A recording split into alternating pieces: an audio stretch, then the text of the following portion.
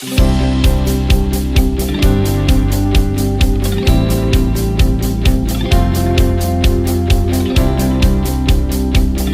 ko po, ipag-pray nyo, Lord, sana i-bless mo itong paggagamitan ko nitong pera na to, itong biyaya na to na galing sa'yo.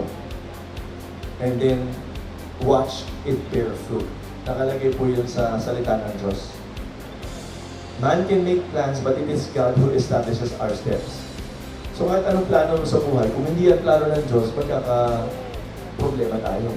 Pero kung i-dedicate mo sa Kanya na, Panginoon, gusto ko yung plano mo para sa akin. Gusto ko yung plano mo para sa pamilya ko. Tulungan mo ako maging instrumento at gamitin mo itong binigay mo sa akin para magbunga.